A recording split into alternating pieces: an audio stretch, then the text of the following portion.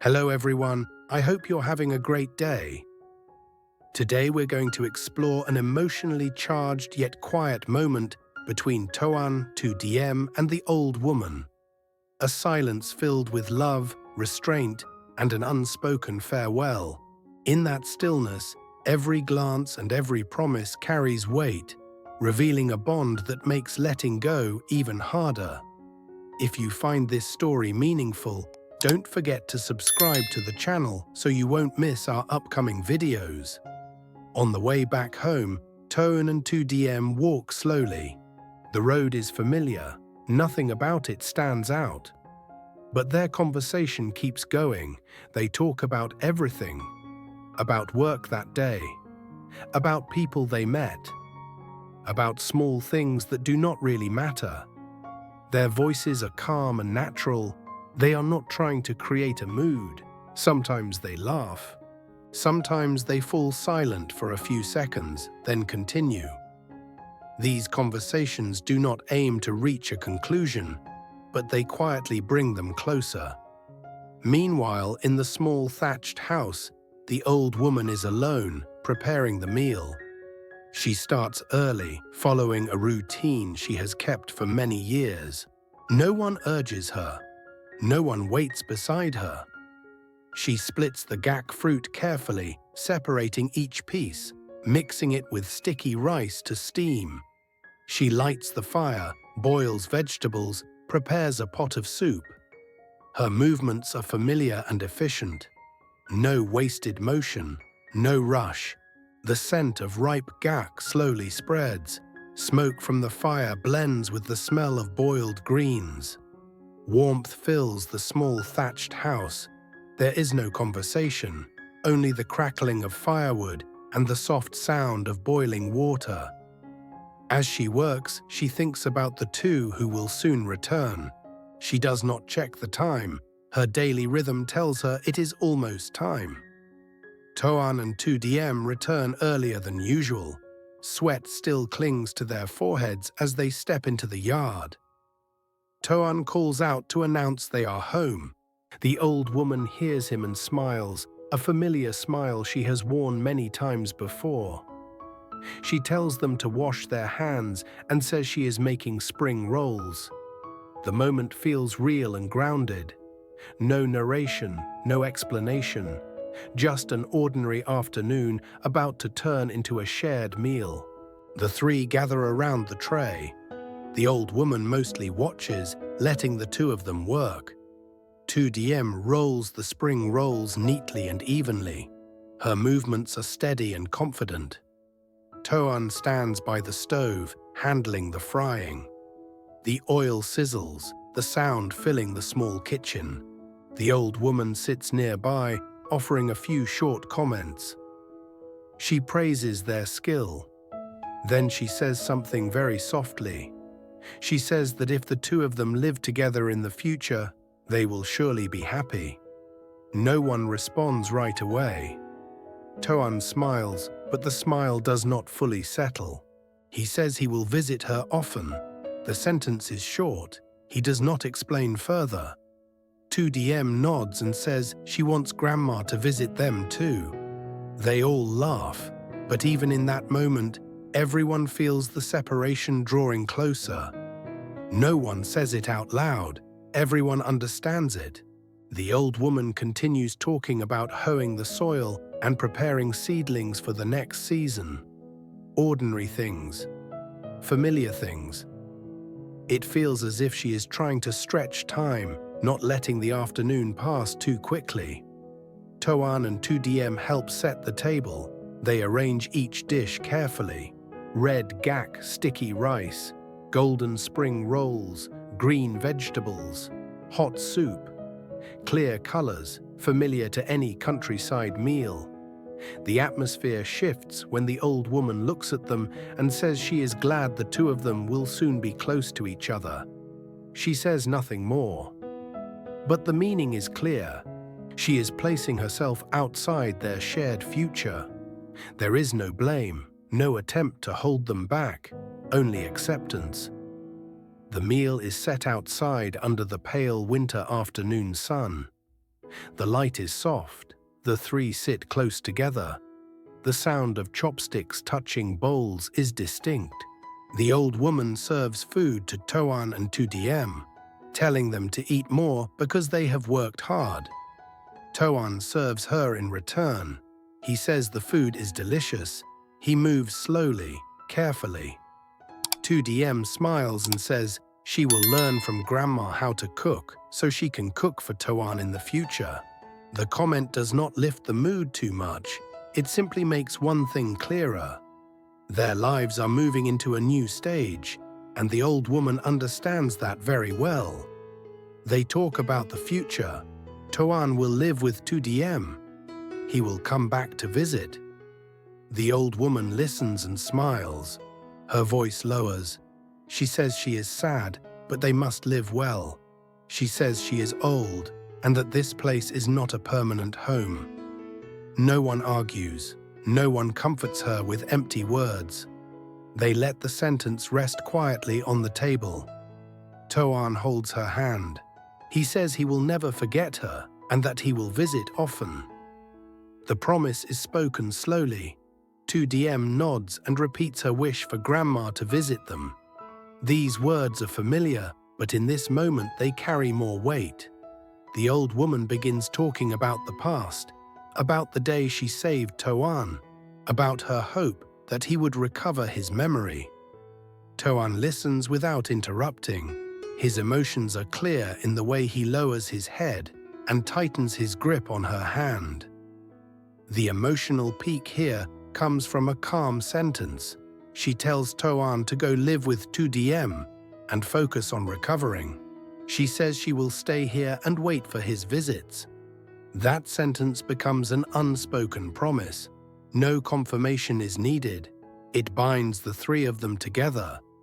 The meal continues, but everyone eats more slowly. The light fades. The atmosphere grows heavier. Near the end of the meal, Toan looks at the old woman and says he wants to stay one more night. Tu Diem will come back to pick him up tomorrow. The old woman is surprised, then smiles. Her eyes grow wet. She says she wants that too. Tu Diem looks at Toan gently. She says she respects his decision and will come early the next morning. The old woman holds both their hands. She says she is sad when they leave, but their lives must continue. Toan squeezes her hand. He says he does not want her to be alone tonight. He stays so she will not feel lonely. No one objects. No one adds more words. The space grows quiet. Only the sound of wind and the crackling fire remains. Tu Diem stands up and says she will go ahead and return early tomorrow. The old woman walks her to the gate, then comes back to sit with Toan. Grandmother and grandson sit side by side. They do not speak much, but the feeling is full. She mentions again her hope that Toan will recover his memory. He listens. He says that even though he leaves tomorrow, he will visit often. She nods. Tears fall, and she does not wipe them away. The winter night grows colder, but inside the small house, warmth still remains. Night settles in slowly. The thatched house grows quiet after Tu Diem leaves. Outside, the cold air thickens, pressing against the thin walls. Inside, the fire still burns low, steady enough to keep the room warm. Toan and the old woman sit near it, close but not touching. The silence between them is not empty. It carries everything that has already been said. The old woman adds a small piece of wood to the fire. She does it carefully, as if she has done this exact motion thousands of times. The flame flares for a moment, then calms. She looks at Toan and speaks again, her voice slow and even. She talks about the past, not in a dramatic way, but as if she is organizing her memories out loud. She mentions the days when the house was quieter, when she lived alone before Toan came into her life. She recalls the morning she found him, how weak he looked, how she did not know who he was or where he came from. She only knew that he needed help. She says she never thought much about it at the time. She simply acted. Listening to her, Toan keeps his eyes on the fire. He does not interrupt. He lets her speak at her own pace. The old woman says she never expected anything in return. She only hoped that he would recover and live well. She pauses, then adds that even now that hope has not changed. Her words are direct. No metaphors, no long explanations, just statements shaped by age and experience. Toan nods. He tells her that staying here helped him feel safe. He says that even though his memory is still incomplete, there are moments when he feels something familiar. He cannot explain it clearly. He only knows that this place feels important to him. The old woman listens closely, her hands resting on her knees. She tells him not to force himself. She says memories return when they are ready. She says life cannot be rushed. Her advice is simple, spoken without authority, but it carries weight. Toan accepts it quietly. The fire continues to crackle. The sound fills the pauses between their sentences. Outside, the wind moves through the trees. The house responds with soft creaks, reminding them how small and fragile it is against the night. After a while, the old woman asks Toan if he is tired. He shakes his head. He says he is fine. She smiles, a faint smile, and tells him she is glad he decided to stay. She says the house feels warmer with him there. Toan looks at her, then lowers his gaze.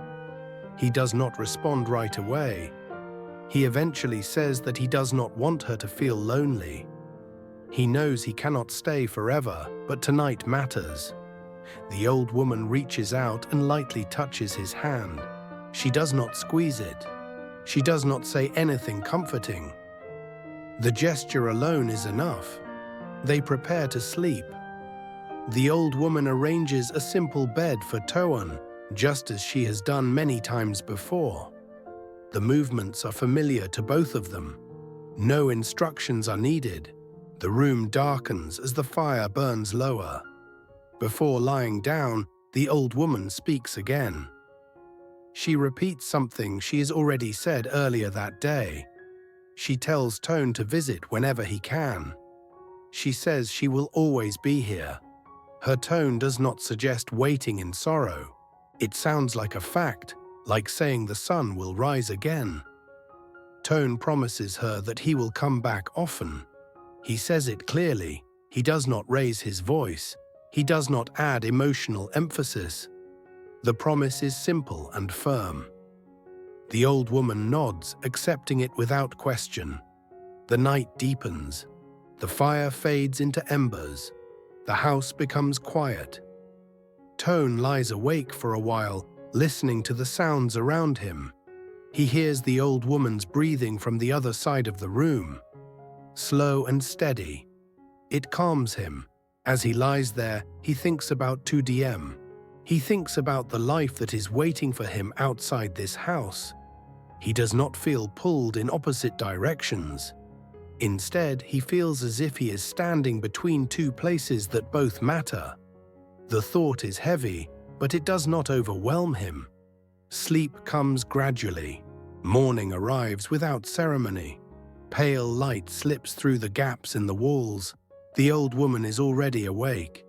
She moves quietly, not wanting to disturb Toan. She prepares a simple breakfast, just enough for 2 people. The smell of warm food fills the room again, lighter than the day before, but still familiar. Toan wakes up and joins her. They eat together without much conversation. The silence is different now. It carries a sense of completion rather than tension. The old woman tells him that Tu Diem will arrive soon. He nods. He already knows. When Tu Diem appears at the gate, the moment feels expected. There is no surprise. She greets the old woman politely and looks at Toan with a gentle expression. She does not rush him. She waits. The old woman stands between them for a moment, then reaches out and holds both of their hands. She tells them again to live well. She tells them not to worry about her. She says she will manage as she always has. Her words are steady, without hesitation. Toan looks at her closely, as if trying to fix her image in his mind. He tells her he will come back. He repeats it, not because she doubts him, but because he wants the words to stay with him. The old woman nods, her eyes moist but calm. Tu Diem speaks softly. She tells Grandma to visit them whenever she wants. She says they will cook together again. The old woman smiles. She says she would like that. The idea seems to comfort all three of them. The moment of departure arrives without dramatic build-up. Toan picks up his bag. He hesitates for a second, then leans forward and hugs the old woman. The embrace is firm but brief. He tells her he loves her. The words come out quietly but clearly. The old woman hugs him back. She tells him to go. She tells him not to look back too much.